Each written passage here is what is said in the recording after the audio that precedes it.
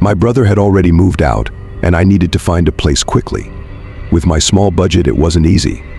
Eventually, I found a listing from a homeowner renting out a room. His name was Evan.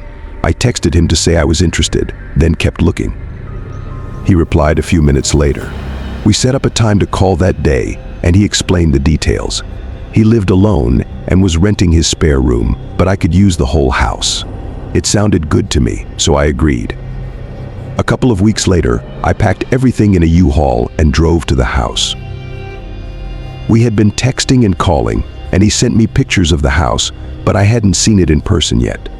I arrived around noon and parked in the driveway. The house was small but nice. Evan was in the garage, waving at me. He gave me a quick tour and helped me unload my stuff into my room.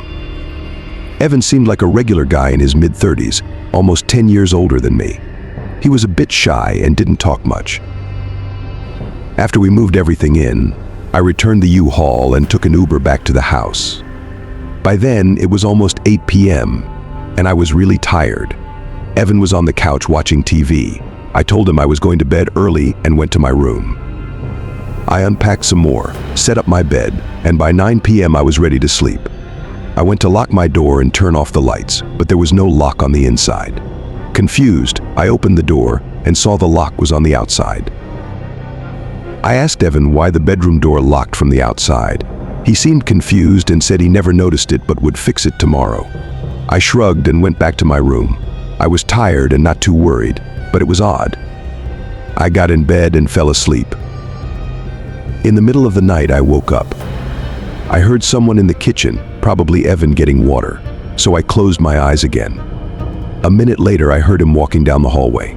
He stopped by my door. I opened my eyes and saw him standing there. He stood quietly for maybe 15 seconds before I heard a click. He locked my door. My stomach dropped, and I felt cold as he walked back to his room. As soon as his door shut, I got up quietly and went to my door. It wouldn't budge. I stood there, realizing this man I just met had locked me in. My fear turned into anger. I called out to Evan, telling him to open the door. He quickly ran over and unlocked it, but paused for a few seconds before opening it. I swung the door open right away and confronted him. "What was that?" I demanded. Evan stammered, saying he locked the door to feel safe since he didn't know me. I understood his concern, but told him locking someone in a room was not the way to handle it. I told him I was leaving in the morning and stayed up all night on the couch, waiting for the U-Haul store to open. At 9 a.m., I checked the hallway. Evan's bedroom door was still closed, so I hoped he was asleep. I drove to the U-Haul store, got a truck, and came back. When I got inside, Evan's bedroom door was open, but he was gone. I called out to him but got no answer. Seeing this made me more uneasy, so I started packing quickly. I moved boxes and took apart my bed for 2 hours. I only had 2 boxes left. I ran inside to grab one when Evan appeared in the doorway. "Move," I said. He stared at me, emotionless, then stepped aside. I rushed past him and put the box in the U-Haul. The last box had some food from my old pantry. I decided to leave it. Evan was freaking me out, and I wanted to leave fast. I started closing the U-Haul when Evan interrupted. "You forgot this," he said, holding the last box. "Oh yeah, thanks." I took it from him and climbed back in the truck. I felt him watching me. When I turned, he was trying to close the door on me. I stopped him, shoved him down, and he ran into the trees. I didn't know what was going on, but I didn't care. I quickly shut the door and drove away. My brother let me stay with him until I found a new place. I don't know what was happening at that house, but something was very wrong. I moved into my new house last winter. It was a beautiful, spacious home with a big backyard. It was my first time buying a house. Moving was a hassle because I was alone and had to move everything by myself. Early in the morning, I pulled up with the truck, shoveled the snow off the driveway, and started bringing all the boxes and furniture inside. I finished late, around dinner time. After locking up the truck, I planned to drop it off the next morning. I don't remember much of the rest of the night. I probably just watched something on my phone. Since I hadn't set up my bed yet, I slept on the couch downstairs. It wasn't very comfortable. As I was trying to fall asleep, I heard a strange noise from outside. It sounded like someone was walking up to my porch. I sat up and listened carefully, looking at the front door. The sound stopped just before reaching the door. I waited for a while, thinking I was just hearing things, and eventually fell asleep. In the morning, I woke up to find the front door unlocked. I was certain I had locked it before bed. I checked outside for any signs of someone walking around, but found nothing. After dropping off the truck, I spent the whole day unpacking and setting up the rest of the furniture.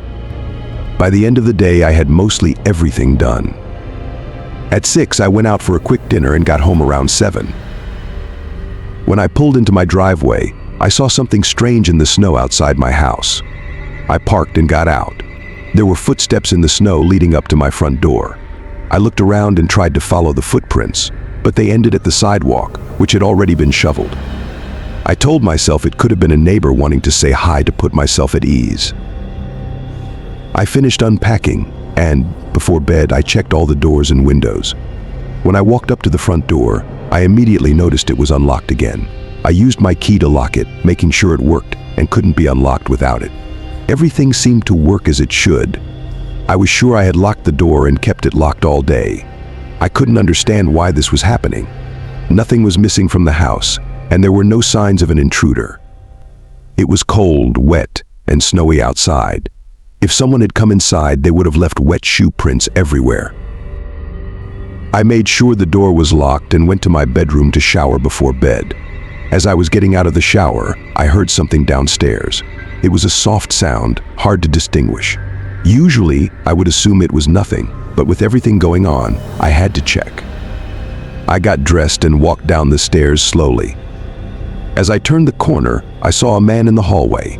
He was facing me, standing still with the front door open behind him.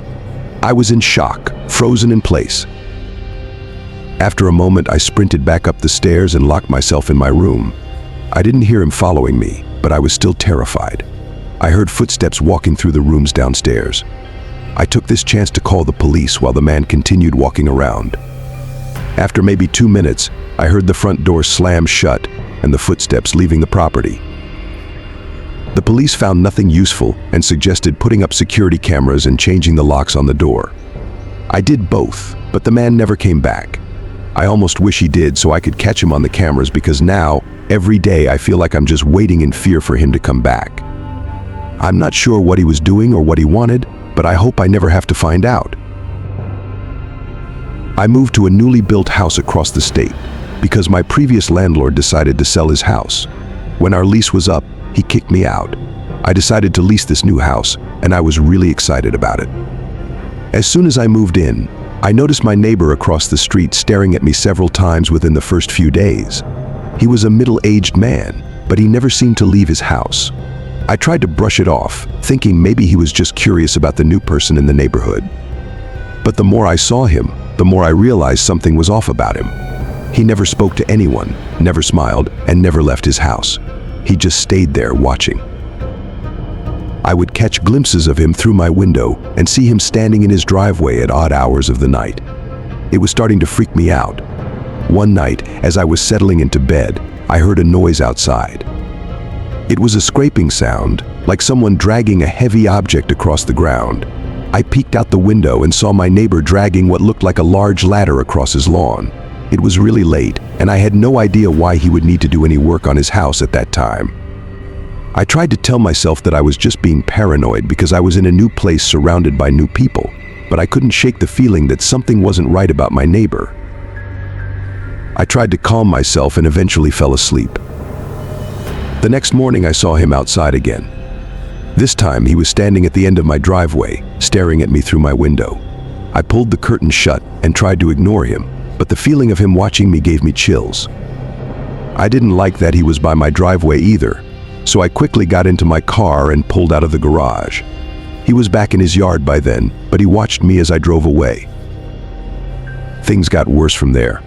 One night as I lay in bed, I could clearly hear someone walking in the grass in my backyard, which was fenced in. I got up and looked out the window, but the footsteps stopped. I waited in my bed for probably 30 minutes, but I didn't hear any more footsteps. I got up and checked the window one more time to be safe. Far back in the yard, I saw a figure. It was hard to make them out because it was so dark, but there was definitely someone standing there, watching me.